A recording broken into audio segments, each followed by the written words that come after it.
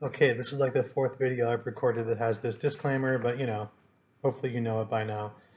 Again, importantly, this is a gross oversimplification. There are lots of scholarship and research into this time period, so if there's questions, feel free to consult one of the thousands of books on these topics. Okay, so in chapter 10 and 11, we are going to be discussing Andrew Jackson and the growth of American slavery. Surely that won't lead to this video getting taken down. Here's what we're going to do. We're going to talk about how the social changes of the last chapter are now going to be tied to political changes in this chapter. Mainly, we're going to be talking about who can vote and how that changes American democracy. We're going to look at Jackson making a lot of changes to what government looks like and really creates his own political party that still basically exists to this day, although it's under a different name. And as Americans move westward, the question about slavery becomes more of an issue, and we're going to see how the North and South are changing over this slavery issue. So let's dive in. Okay, so fair warning, chapter 10 starts with a bunch of random stories that don't connect to each other. It's like a puzzle, but you don't have all of the pictures yet. So don't freak out, just focus on each individual piece.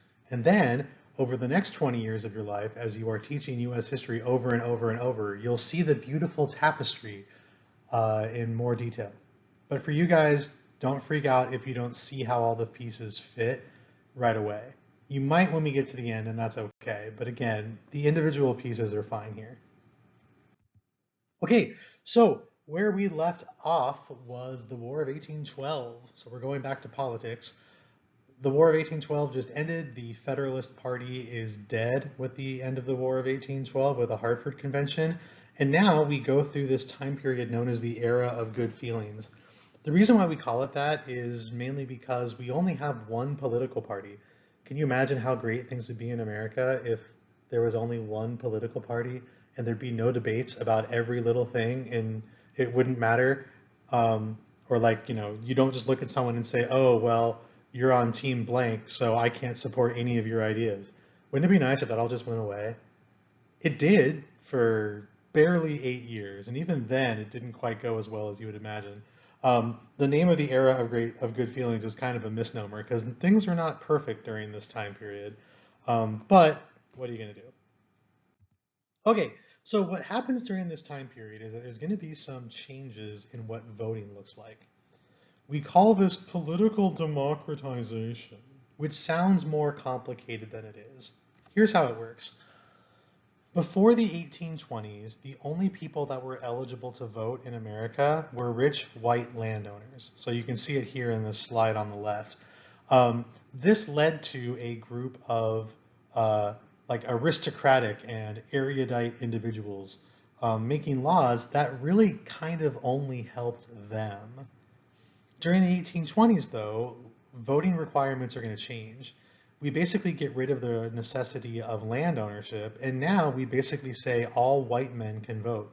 We call this universal male suffrage, and it's also known as political democratization. And what that means is that we're going to allow all white men to vote with no property restrictions.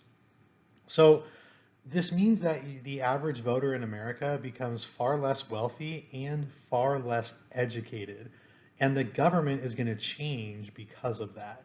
And this is going to lead to Andrew Jackson, but we'll get there in a second. So basically what ends up happening here is that we're going to have more male voters, ladies and non-whites. That's going to take a lot longer to get to. We'll get there as we get there. On top of this, there's going to be another reason why there's going to be some changes. We're going to have this thing known as newspapers. Now, newspapers have existed before, but with the advancement in the printing press, we now have something called the penny press, which means that we can make even more newspapers for even cheaper. So now, ironically, we need to have something to fill these newspapers, and we end up creating this whole like network of jobs where people follow the government and write down what they're doing and put it in newspapers just to fill space. We actually invent the news because it's easy for us to fill pages now and sell it for cheap. So that's actually kind of where the news comes from. Sounds strange nowadays, but that's where it comes from. Anyway, because of this, we have more people informed, kind of, as to what's going on in the government, and more people eligible to vote, the government's going to have to change because of this, because they have to speak to a different clientele than they've had to for the last million years. Okay, before we get to that though, let's talk about a couple of other things in the 1820s. And again, these are all going to seem kind of random, don't freak out. We'll get to Jackson soon. In the last chapter, we talked about infrastructure developments. Well, the question is, who should pay for all of this infrastructure? Henry Clay comes up with this idea known as the American system. Now, Henry Clay believes that the national government should be funding all of this infrastructure. The national government should fund this infrastructure because infrastructure is really expensive. So it's unlikely that a business or even a state would be able to afford it. Instead, let's have the national government do it as an investment into the country, and then that would be better for everybody. Now, this does not happen. And the reason why it doesn't happen is because, remember, there's really only one political party right now, and that political party is going to be like Jeffersonians, and Jeffersonians don't like a big national government, right? So the Federalists would be more likely to support the American system, but they basically don't have any political power anymore, meaning that this system is not going to pass, even though maybe it should have. So why mention it at all? The College Board loves asking about this because if you understand the American system, you understand the transportation revolution, you understand the arguments about who should have power in our government, and you kind of understand the overall technological development of the era. So that's why they ask you about it. Now you know. Okay, in the midst of all this, there's going to be a bank panic. All that you have to know for now, it's going to be relevant in a couple of minutes. All you have to know for now, the Panic of 1819 causes Americans to distrust banks. And that's going to matter in just a couple of minutes. Americans tend to distrust banks. What ends up happening during a bank panic is that the bank closes.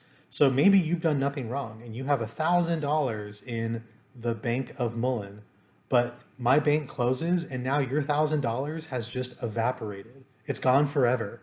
So when banks close, which happens a lot during this era, really this whole 100-year time period, people get super upset and they lose their money. So they start to not trust banks, and that's going to be relevant in just a couple of minutes. Okay, speaking of banks, there's going to be a Supreme Court case that happens during this time period known as McCulloch versus Maryland. Now, this is the first of several what we call Marshall decisions. John Marshall, he's a midnight judge, and he's going to be on the Supreme Court. He's actually appointed by Adams. He's a midnight judge. Anyway, here's the question. The National Bank is going to be operating inside the state of Maryland. So it's a government agency that is operating inside of a state. The state of Maryland says, okay, well, if this government agency is going to exist in my state, we want to tax it like a business. The question here is, can a state tax an agency of the national government that's operating inside of its state? So like, can California tax, I don't know, Pendleton, right? So the Pendleton Marine Base, can the state of California tax the national government for that land and for that operating there? In the court case, what ends up happening here is that the national government is going to say no. So McCulloch is famous for expanding the power of the federal government. And in this case, he's going to say that no, the states do not have the authority to sue the national government, or sorry, to tax the national government. This is going to be one of several Supreme Court cases during this time period that expand the national government. And it's really easy to kind of remember this because McCulloch is a midnight judge. He's a Federalist. Federalists want to expand the national government, whereas Jeffersonians want to expand the state governments. There you go. Okay, again, we're just talking about random events. It's okay. I know these pieces don't seem like they fit, but they will by, the 20th year you've studied this. Okay, next event that happens. In 1823, President Monroe issues something called the Monroe Doctrine. Hey, interesting question. After the War of 1812, why doesn't Europe come back? Like, the United States doesn't really win that war. Britain kind of gives up because they're distracted by Napoleon. So why doesn't Europe just like come right back? We're so weak that they could have. Why don't they? Well, there's several answers to that question. This is not a European history class, but the one that we're going to focus on right now is that the United States issues something called the Monroe Doctrine, which basically says, hey, Europe, stay out of the Western Hemisphere. Like, just stay out of here now. And the thing is, they do. Now, there's an implicit military threat here, like we will defend the Western Hemisphere. We have no capability of doing that. Instead, we basically tell Europe, hey, stay out of the Western Hemisphere, and they do. The reason why they do is because they're distracted by industrialization, and they don't need to get money from colonies anymore. But we're going to claim that we are the reason why they don't get involved. By the way, if you hear random licking sounds, it's my dog Gidget. She's sitting next to me right now. You'll also probably hear her snoring because she hates US history. So I've made that joke in every video that I've done recently, but it's still true. This is how I'm spending my summer, by the way, so I hope you appreciate it.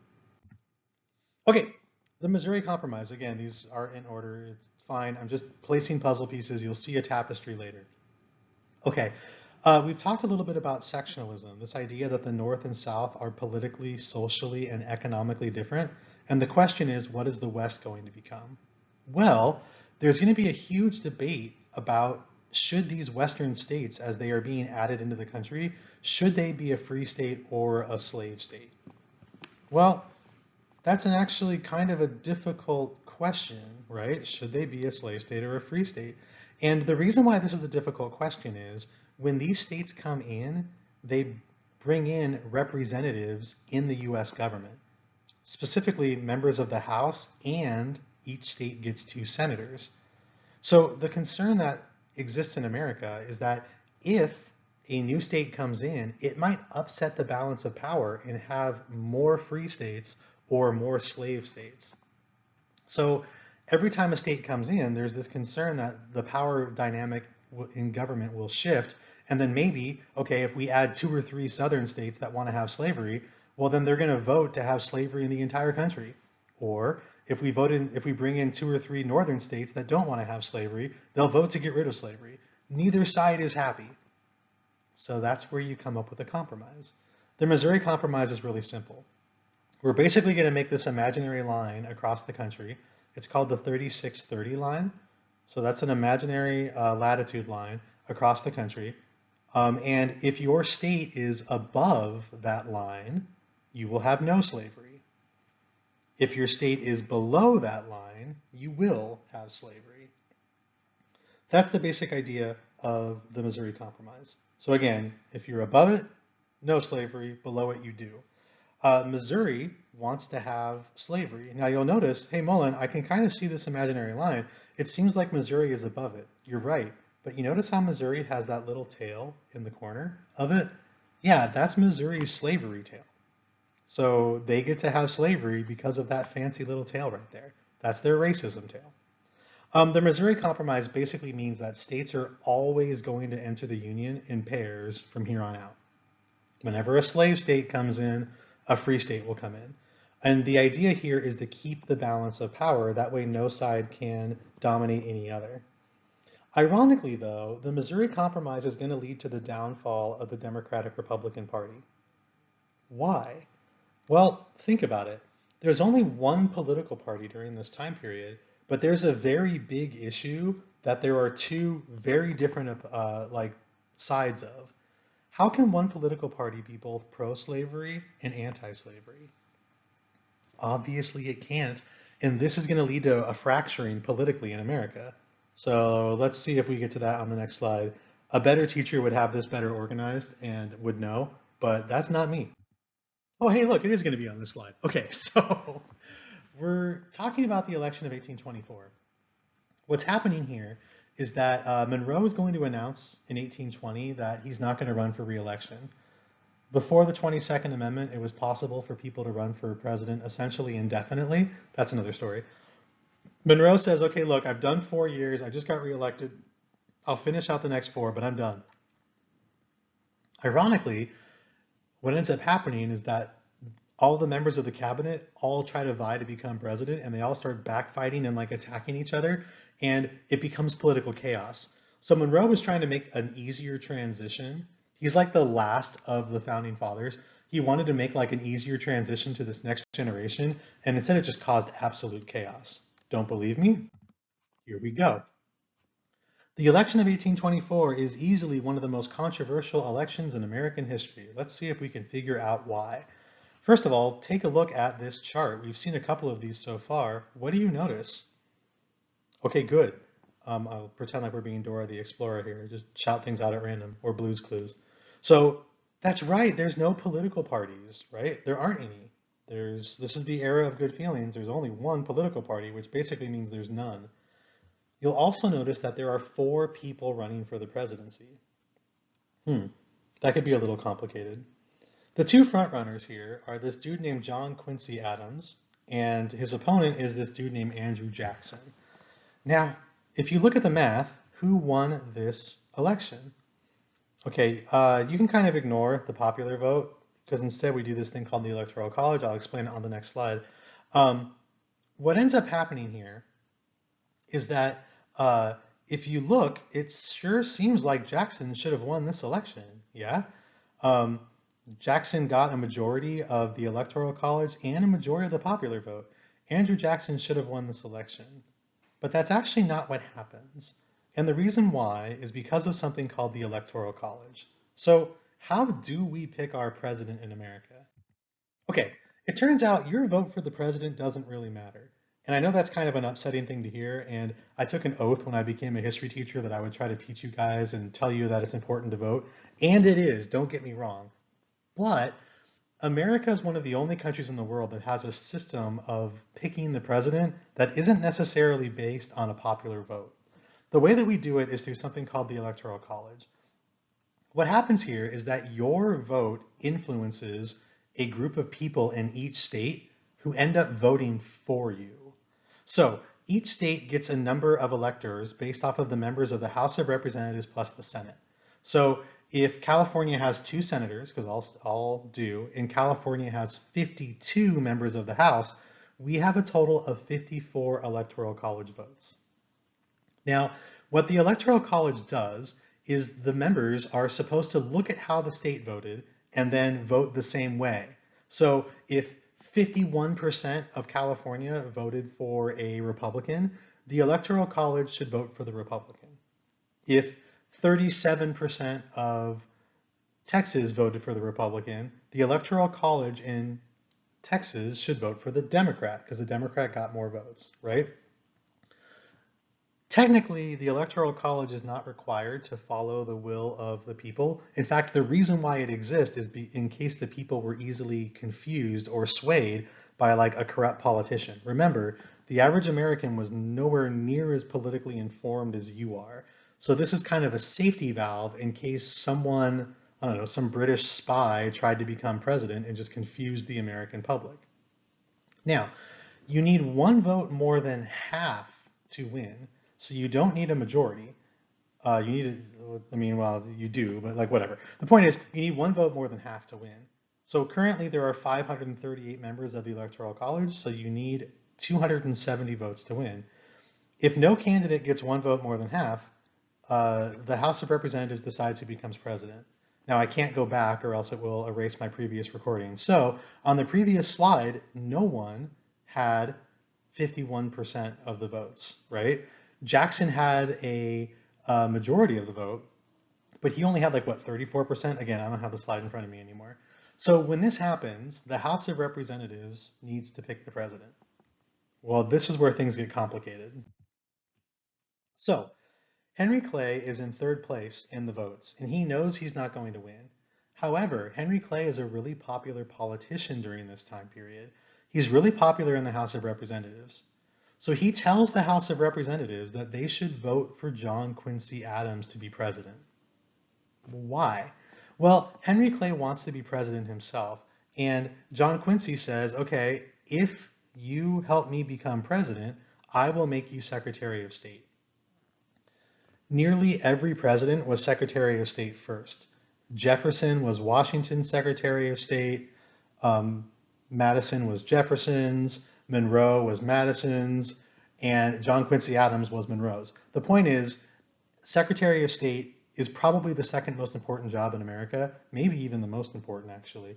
And that person usually becomes president one day, especially during the 1800s. So Henry Clay wants to be Secretary of State so he can become president in 1828. Now, what ends up happening here is that in something called the corrupt bargain, Henry Clay makes this deal, and the House of Representatives votes for John Quincy Adams. John Quincy Adams becomes president, Andrew Jackson loses and is very angry, and my dog is currently licking my hand again. So she does this a lot. She's sitting with me right now, she's doing this lecture with me, and I'm petting her, and then she gets, annoyed that I'm petting her, so she licks me so that way I stop. So that's kind of where we are right now. So that's why there's weird noises in the background. Anyway, Jackson loses despite getting a majority of American votes. He loses because our system is kind of, admittedly, not great. So, side notes. The election of 1824 is so scary to many Americans at the time because it is the first election to not have a founding father in it. Most of the founding fathers are dead by 1824. Really, the only one that's left alive is Monroe, and he doesn't have long to live. In fact, pretty much every founding father went to their deathbed thinking that they had failed. Even George Washington, Adams, and Jefferson both think that the American experiment had failed. There's a whole book about it. We'll talk a little bit about bits and pieces as we go. The point is that this election seems like we've kind of lost and failed the experiment really less than, a generation later. Now, I'm not going to read all this to you. John Quincy Adams is a really, really, really, really, really, really smart guy. He had very overbearing parents. They forced him to speak in multiple languages. Like John Adams, this is his son. So John Adams would basically never communicate to his son in English, and they would write letters to each other. And if John Quincy made a mistake in the letters, John Adams would write him and chastise him for the mistake and say, write this again and make it right.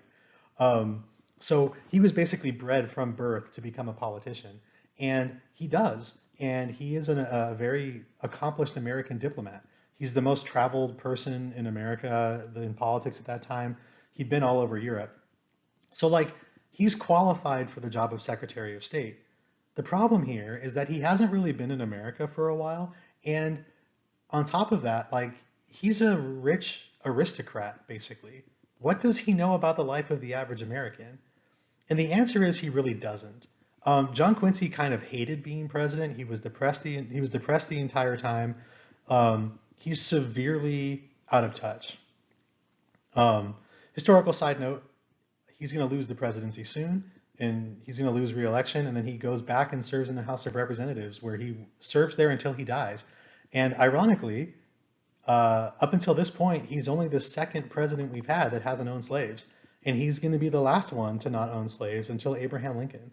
He's going to spend the rest of his life fighting against slavery, and he actually dies in Congress giving a speech saying that slavery is bad. But basically everyone ignores him because pretty much everyone in Congress owns slaves. We're getting there. Anyway, his presidency is kind of inconsequential because of that. But what's Andrew Jackson doing is he's going to sit idly by and allow this presidency to happen? Oh no. Andrew Jackson's gonna Andrew Jackson. So the question we have here is, who is a member of the Jeffersonian Democratic Republican Party anyway? Remember, we only have one political party, but who does it represent?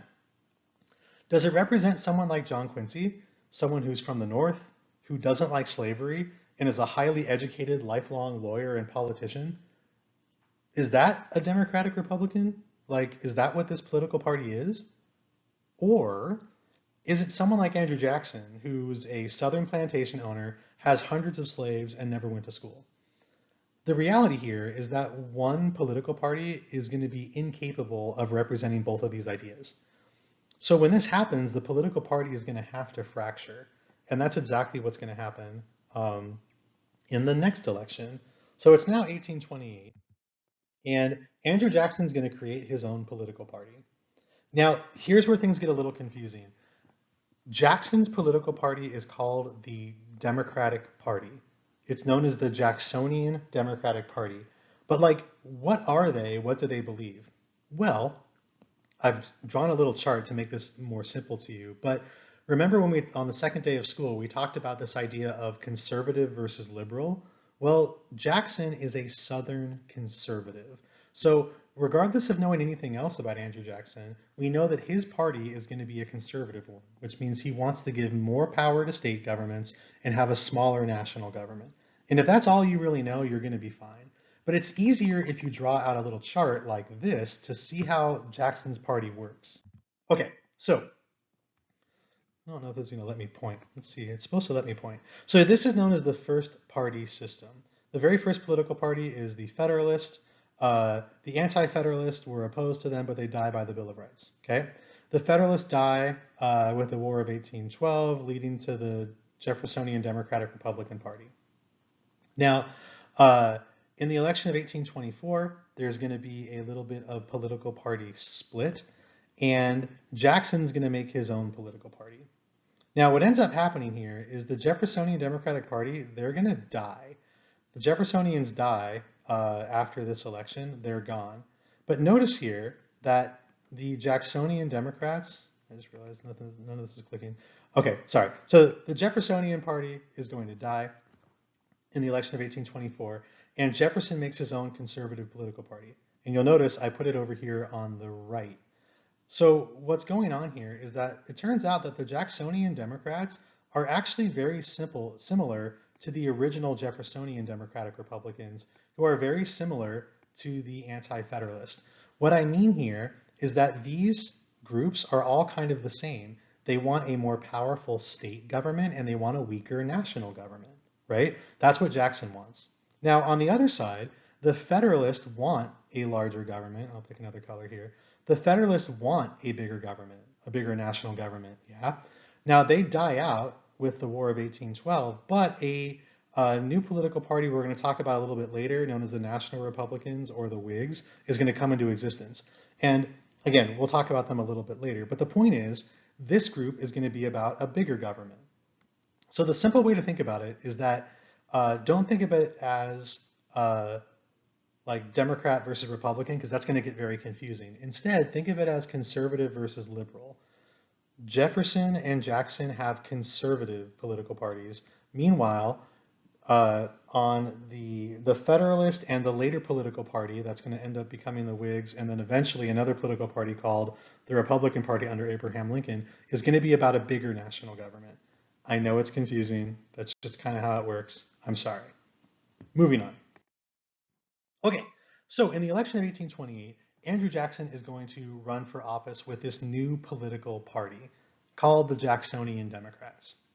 Now, when Jackson runs for election here, he's going to say that he is the president of the common man, and he very much is.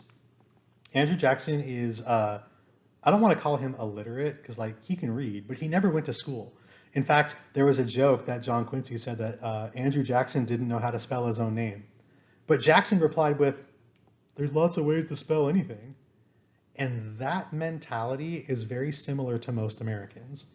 You got to remember, most Americans are at like a 6th grade reading level. So having a president that speaks to that level of like an American citizen, that's where most Americans are. And most Americans don't really understand how the government works. And most Americans don't care or want to spend the time on it. So Andrew Jackson kind of comes in being like, hey, look, I'm going to be the president for the average person because I'm more like the rest of you. Side note, he wasn't. He was a very wealthy plantation owner, but he kind of cosplayed as the average American because he wasn't really educated. And he's going to speak to a majority of Americans in that regard. That's why he's called the president of the common man, because he was essentially just trying to be an average non-Washingtonian elite. He wins election pretty handedly. Here you can see the numbers. He becomes very popular. Again, John Quincy didn't like being president, so I don't think he's even all that upset he lost. But really the reason why Jackson wins is because we're changing who the American voter is, right? Go back a couple of slides. The average American voter is going to be a non-wealthy landowner or non-landowner now. So Jackson speaks to those people, and that's why he wins. Immediately when Jackson becomes president, one of the very first things he does is he basically fires everyone that is involved in the government that didn't vote for him. So one of the biggest jobs of the president that no one really knows is that the president's job is essentially to employ other people. So there are hundreds of thousands of people that work for the federal government today, and one of the president's jobs is to make sure that the government is staffed. That's what he does. Sorry, could be a she one day. He or she does, right? What Jackson does is he's going to essentially fire all the people that didn't vote for him and replace them with people that do. This is known as the rotation of office or the spoils system. The phrase is to the victor go the spoils. So he won the election, so he's basically going to make everyone in the government be a supporter of him. And if they're not, they're fired. So everyone in government is going to essentially listen to whatever Andrew Jackson wants or does. Now, it's a hard question to answer if Jackson's a good or a bad president, but I will say that one of the ways that we can evaluate a president is based off of their cabinet. The cabinet, of course, are the advisors to the president, and a president is only as good as their advisors because a president can't know everything. Now, unfortunately for Jackson, and maybe unfortunately for America, Andrew Jackson's cabinet is not necessarily made up of the best and brightest. They're kind of made up of like Jackson's friends and neighbors. And again, maybe his neighbor would actually be really good at international foreign relations, but I'm going to go ahead and guess a dude who's never left Kentucky might not make a good Secretary of State. So his cabinet's not super good, and they're going to kind of poorly lead Jackson, and there's going to be some problems in Jackson's presidency because of that. Okay, let's go through the events of Jackson's presidency. We'll kind of go through them in order. The very first crisis during Jackson's presidency is something known as the nullification crisis. Now, what's going to happen here is we have to go back and make sure we understand what a tariff is. In case you've forgotten, a tariff is a tax on imported goods. The idea here is that you want to encourage people to buy American products, so you're going to put a tax on foreign goods. That way, people would buy from America instead. So in this chart here on the right, you can see that let's pretend that the British and the Americans make a similar textile. So it's like a cloth in this case. Now, what a tariff would do is a tariff would make the European product cost more. That way you'd buy the product from the Americans. Now, by the way, the American consumer pays this tariff, right? It's a tax. So the consumer is paying it. If you're going to get the exact same product, one product is $4 and one is $5, and it's the exact same thing, which one are you going to buy? You're going to buy the American product or the cheaper product every time, right? That's the logic of a tariff. It's designed to promote the American economy. And again, in general, they're a pretty good idea. The problem here, though, is that if we put a tariff on Europe, what do you think Europe does to American products? Right, they put a tariff. So while you might encourage consumer growth inside of your country, you're actually going to stop doing trade with other countries. And it turns out there are more people in the rest of the world than there are people in America. So sometimes tariffs can have some negative consequences in that regard. Anyway, in 1828, it's time for the tariff to be renegotiated. This happens every couple of years. The tariff needs to be renegotiated. And there's going to be a sectional conflict in America. The North wants a high tariff. And the reason why the North wants a high tariff is because they produce goods. Yeah? So the North produces goods. They make things. So they're going to want a high tariff. Again, this makes logical sense. They're the ones producing goods. They want to make sure that you buy a Northern American good. The problem here is that the American South wants a low tariff. Why? Because the South exports goods to Europe. And if we put a tariff on Europe, Europe will put a tariff back on us and make people not buy Southern cotton. So this is a sectional divide in America, and there's going to be a big debate that breaks out. In fact, the leader of the debate is going to be this dude named John Calhoun. John C. Calhoun is the current vice president of the United States, and he's going to represent the South in this case. And he basically says that this tariff is a tariff of abominations. Putting a tariff is going to ruin the South economically. So John C. Calhoun is going to say this tariff is terrible, and it's going to destroy America. Now, the funny thing about what's going to happen here is that Jackson kind of actually agrees, but he's the president of the entire country, not just the South, and he realizes that a tariff is necessary, even if it's could be harsh on the South. It's necessary for the economic development of the entire country. Anyway, what ends up happening here is that John C. Calhoun says, you know what, nuts to you, Andrew Jackson. We're going to go ahead and just not enforce that tariff in the South. The North can make whatever tariff they want. In the South, we won't enforce it. This is a bad idea. This goes back to the Articles of Confederation. It turns out it's a really bad idea if different regions of the country charge different prices to different countries for similar things. It causes a bunch of economic chaos. Now, you live in the future, and you've probably never heard of this before, so you know that this wasn't the start of the Civil War. But in 1828, this seemed like it could be the start of the Civil War. In fact, the president's cabinet is fracturing over this idea. Andrew Jackson is so angry that he wishes that he could kill John C. Calhoun.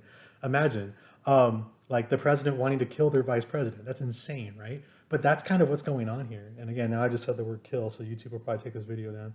Anyway, he wanted to unalive him. Anyway, this is going to be kind of, there's a lot of like chaos going on in regards to this tariff. The North wants one thing, the South wants another. So what ends up happening? Is there a big, scary, awesome conclusion? Not really. So Senator Daniel Webster is going to argue against nullification. He's going to say that the South can't just nullify this tariff and say they're not going to do it.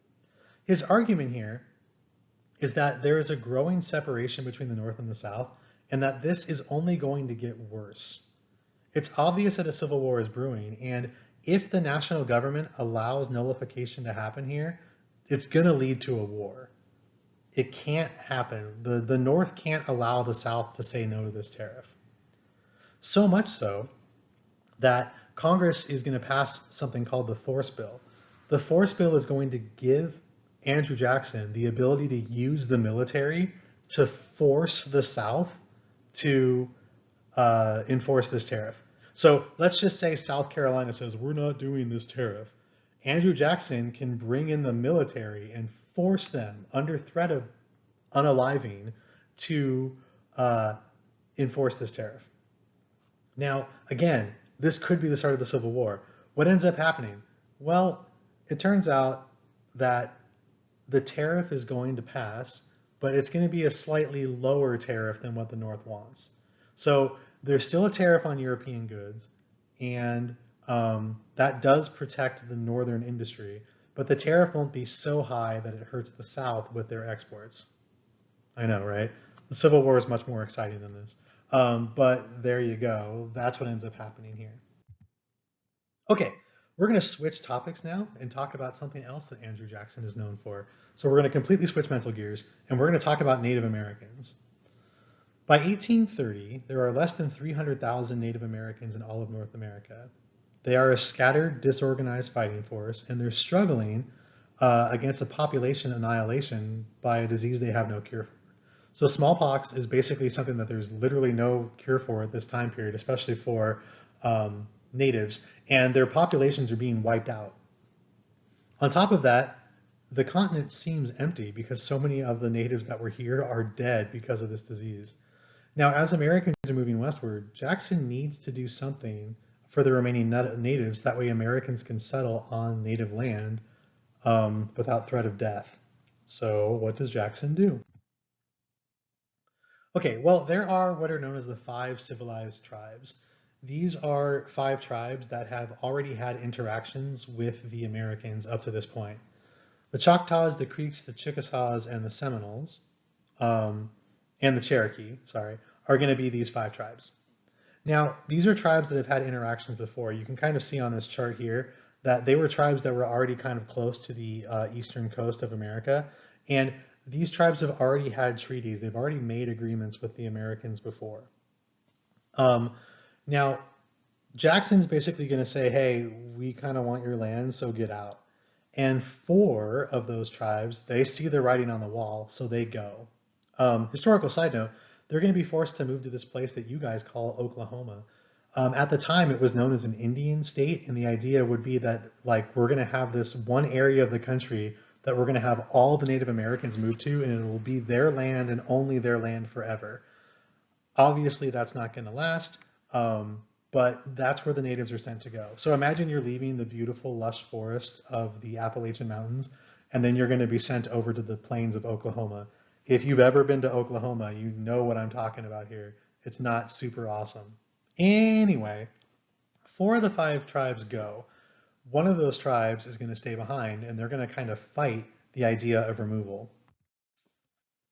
So it's going to be the Cherokee. The Cherokee Nation are going to essentially refuse to leave. They've already been moved once in history up to this point, and they've signed treaties. They've made agreements with America that the land that they are currently on is their land forever. So why should they have to move again? And they refuse. This is going to lead to 2 Supreme Court cases. The first one is called Cherokee Nation versus Georgia. In this Supreme Court case, the Supreme Court says that Native Americans are not citizens of the United States. So they technically don't even have the ability to sue in the Supreme Court. But regardless, the Supreme Court basically says that Native Americans are not citizens. In a follow-up case, Worcester versus Georgia, the Supreme Court says that even though natives are not citizens, they still deserve federal protection from the states. So the national government should still protect natives even if they are not citizens. Andrew Jackson really hates this ruling and basically refuses to enforce it. So what happens? Jackson basically threatens to use the military against the natives and forces them to leave. It's called the Indian Removal Act, and it leads to something called the Trail of Tears. The Trail of Tears is essentially going to be a forced relocation. Over 16,000 Cherokee natives are going to be forced westward, and they're going to be forced towards Oklahoma in the winter. Over half of them are going to die on this forced march. And from this point on, the U.S. no longer peacefully negotiates with the natives. In fact, there's going to be a, for lack of a better word, like an extermination campaign among the Americans to kill as many natives as possible. And we're going to kind of talk about how that whole thing goes down a little bit later. Okay, moving on. It's now 1832. Andrew Jackson needs to run for re-election, and he does. We don't need to get into what's going on with all this political chaos here. It's not worth our time. So there was political chaos, but Jackson still wins pretty handily. In this case, Jackson wins re-election pretty much overwhelmingly. He gets like 75, 77% of the Electoral College vote. So what do we call this when a president is re-elected overwhelmingly? We call this a popular mandate. So a popular mandate is when a president has basically the authority of the American public to do something big. Like, okay, we just re-elected you. We want you to make some big change in America. So Andrew Jackson is going to win re-election pretty much overwhelmingly, and he's going to be given the authority to do something big. What big thing is he going to do? He's going to kill the Bank of the United States. Oh God, I said it again. He's going to unalive the Bank of the United States. Why? Okay, so the Bank of the United States had been rechartered after the War of 1812 because it turns out it was really difficult to pay soldiers when they didn't have a way of like doing currency exchanges during the war. So in 1816, the bank is going to be rechartered. Now it's 1832 and it's time for the bank to be rechartered again. And Congress passes this bank. But remember, Andrew Jackson is not a fan of a growing national government, and the average American is not in favor of banks. Remember the Panic of 1819? The average American doesn't like banks. So when the national government wants to recharter the bank, Jackson, the president of the average American, the common man, is going to say no. And he's going to veto this bank. So a veto is when the president says no to a law that Congress passes. Congress passes the recharter, and Jackson says no to it. And what he does is he's essentially going to take all of the money out of this national bank and instead put it in a bunch of smaller state banks. They're called pet banks. So they're banks that agree with Jackson.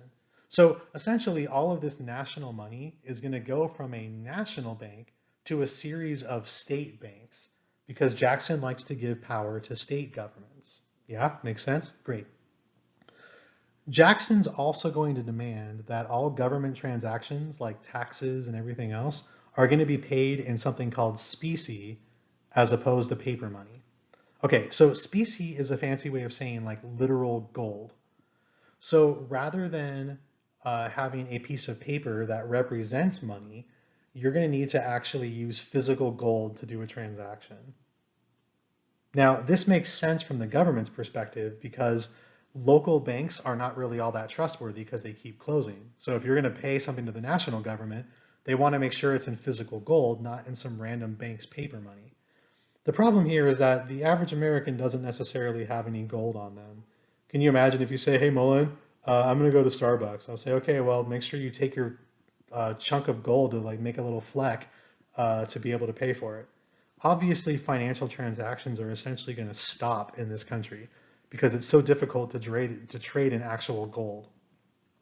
This leads to something called the Panic of 1837.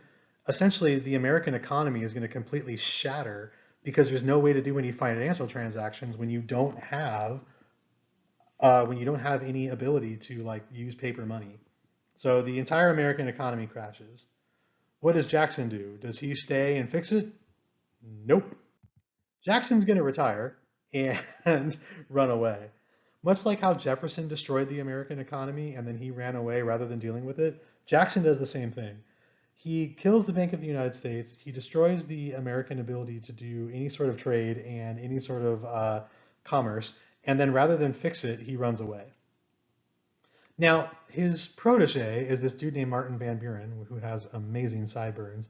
And he's going to run for office, and he's going to win. So Jackson is gone, but his best friend basically becomes president. Now, we don't need to spend too much time talking about Martin Van Buren. He's not really all that important as a president.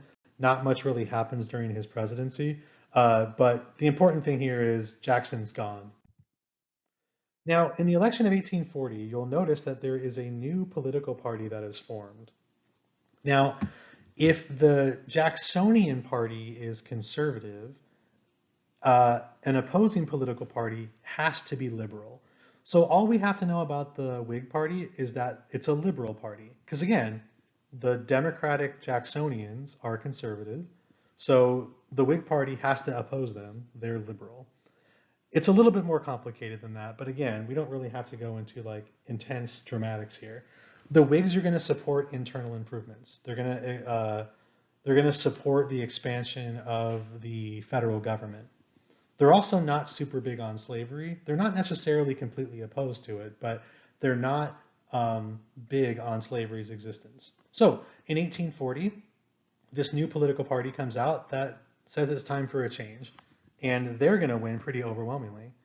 William Henry Harrison is supposedly going to be the person that's going to fix everything in America. The problem, of course, is that William Henry Harrison doesn't listen to his mom. And what I mean by that, William Henry Harrison is going to promptly die. What ends up happening is actually kind of funny.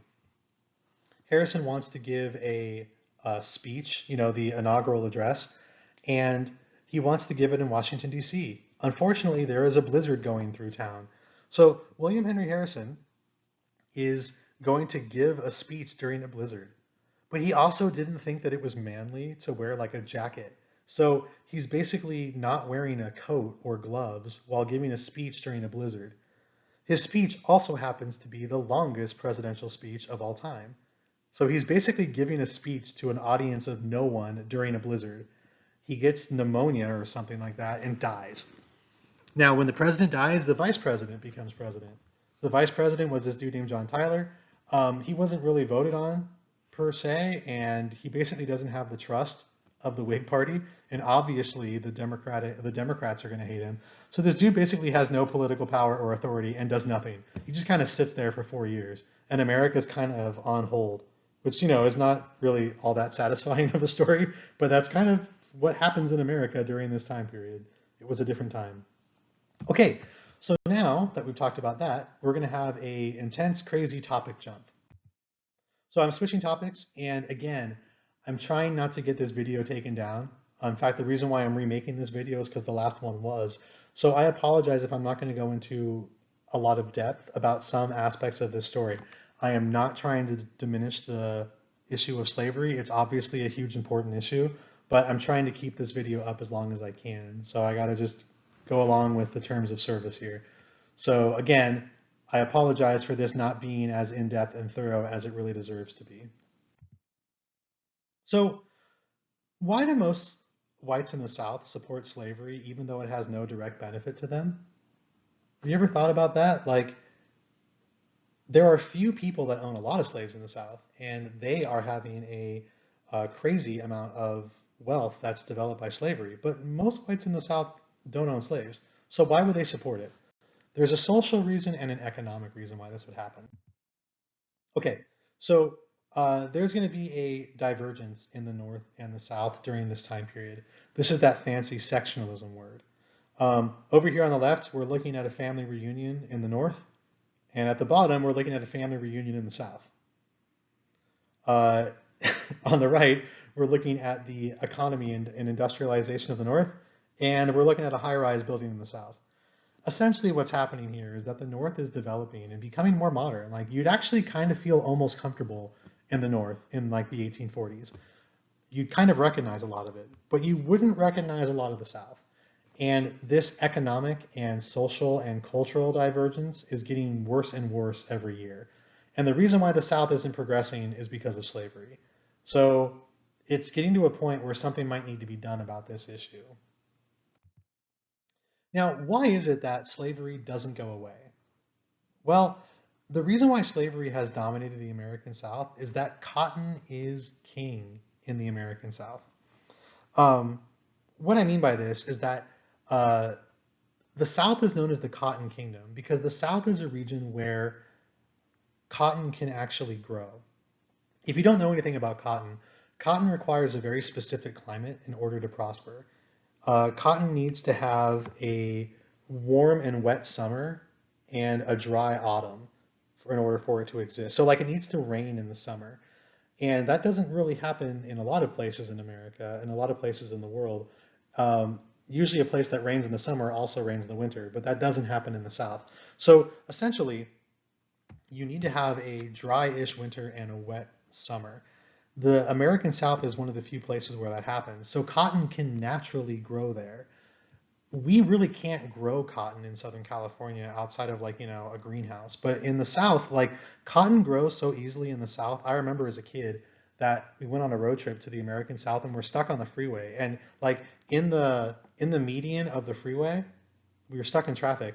And in the median of the freeway, there's cotton growing. So like, my dad said, hey, go grab a piece of cotton. So I did. Because it's just everywhere in the American South because it can grow there naturally. The problem here is that cotton actually depletes the soil. So there are certain crops that add nutrients to the soil and there are certain crops that take it away. Cotton is a crop that removes nutrients from the soil, meaning for slavery and plantations to prosper, they kind of need to move west because the land is slowly being destroyed where cotton currently exists. Now, we live in the modern world now, and we know that there's ways to fix this. There's crop rotation and leaving things fallow and stuff like that. But no one in the South wants to do that because you're trying to make money now, right? So they kind of destroy their own soil as a means of making money. Anyway, cotton is, the reason why cotton becomes king in the South is that it's profitable at any scale. Basically, every household in the South is growing cotton. It might be a couple of plants that you have in your backyard, or it could be 1,000-acre plantations. Pretty much everyone in the South is growing some sort of cotton because it's profitable at any scale. So it's desirable for everyone to grow it. But of course, it's most profitable when you can have hundreds or thousands of acres and hundreds of slaves picking that cotton. Now, the thing is, the entire Southern economy is going to become the basis, is going to be based off of cotton. When the cotton gin is invented in 1793, there's really not that much cotton that's being produced. However, with that invention, within a decade, notice that there are 3,000 bales going up to 75,000. And by the time the Civil War breaks out, there are over 3.5 million bales of cotton that are being produced in the American South. It is the only thing produced in the American South. The American South makes nothing but cotton. Again, it's super profitable. Everyone in the world and everyone in the country would rather wear cotton than wool, especially in the summer. And it's profitable at any scale, and slaves work essentially for free. So of course it's going to become the dominating reality of the American South. Now, what ends up happening here is that there's going to be a social dynamic in America during this time period. So the people that own the big giant plantations, we call them the planter class. In reality, this is only like the top 3% of whites in the South that have these big giant massive plantations. In fact, among whites in the South, only 25% of whites in the South own any slaves at all. So a majority of the Southern whites actually own no slaves. And a majority of the slaves that are owned by these planters. So it's only like 3% of Southern whites, but these are the ones that own like the hundreds of slaves on the big giant plantations. Whenever you've seen a TV show or a movie in the American South that is based off of slavery, you're seeing a plantation. That is the small part of the South. The thing that matters here, though, is not only do they have economic power, they have political power. The planters are also going to be a majority of the politicians in the American South. And while they make up only a small percentage of Southern whites, they're going to have disproportionate political power. So they're going to kind of demand that slavery continues to exist because it would help them out financially. The next group of people in the American South are going to be these small farmers, and we'll get to poor whites later. The small farmers are people that, like the remaining 22% of white Southerners that own slaves. This group owns between 1 and 20 slaves. So a majority of Southern whites that own slaves own less than 20. And remember, a majority of whites in the South don't own any slaves at all. Just an interesting thing to kind of consider here. So let's talk about those poor whites, the 75% of whites in the South who own 0 slaves.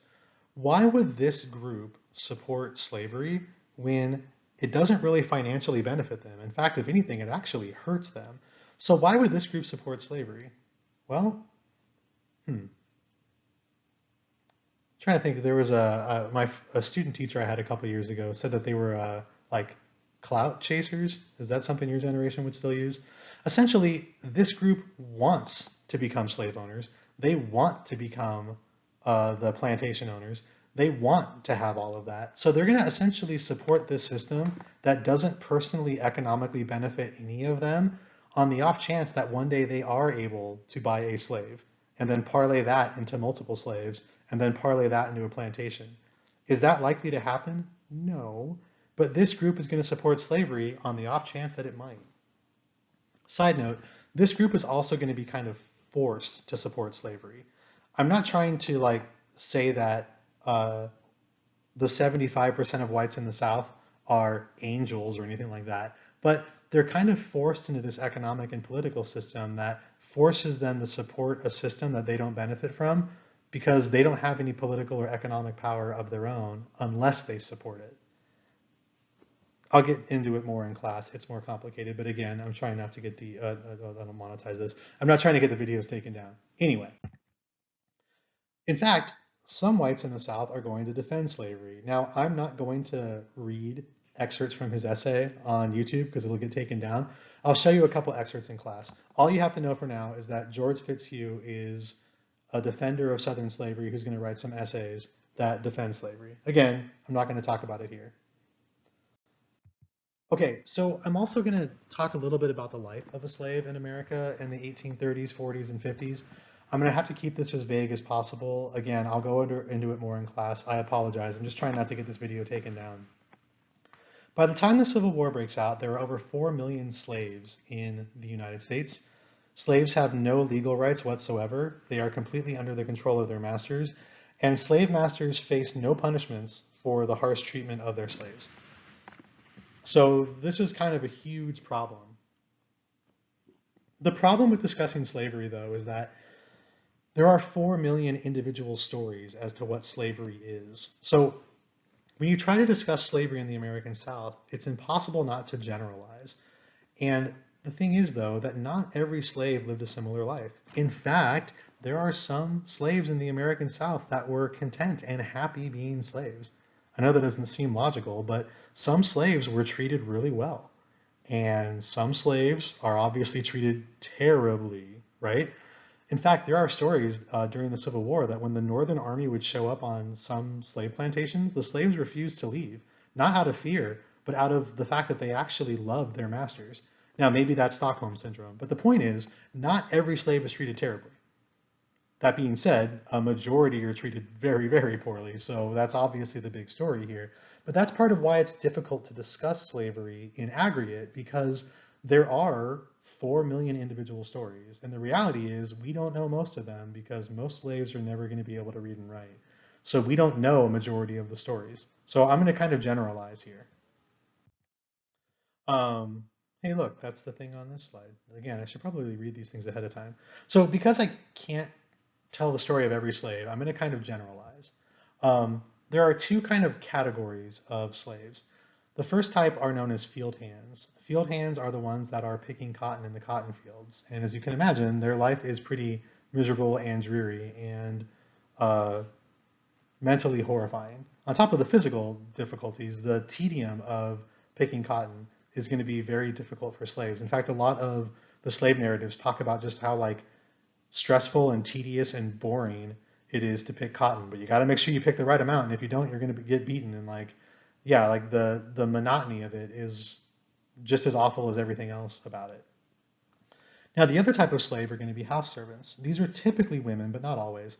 And house servants lead a better life. Like, if you had to be a slave, and don't get me wrong, it's awful in all ways, but if you had to be a slave, you'd rather be working in the house than in the fields, because at least you don't have as much of a physical demand on your work.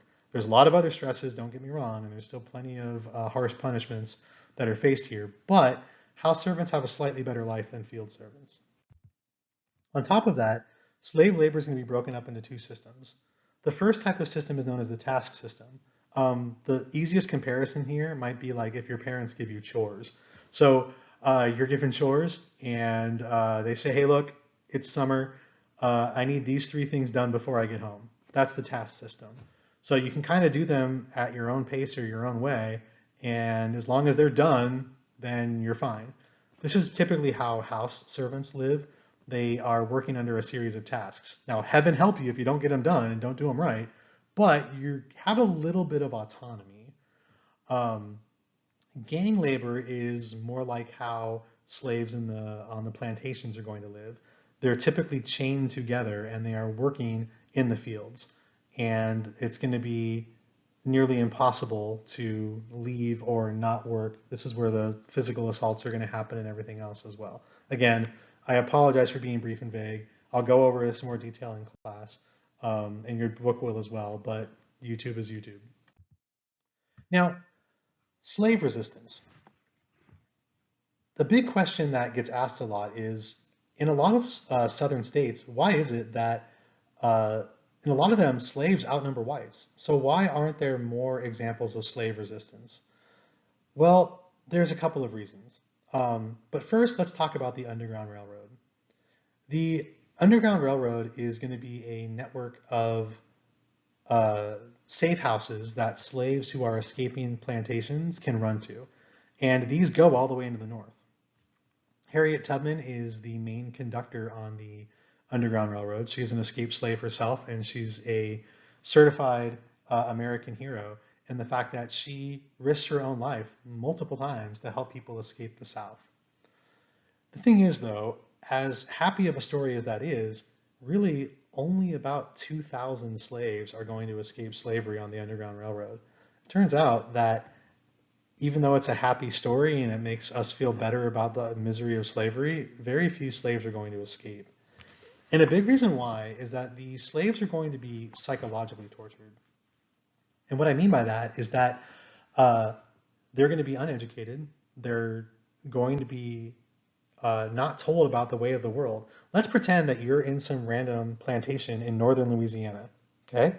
The thing is, you don't know where Louisiana is. You've spent your entire life in a 3-mile radius of where you were born.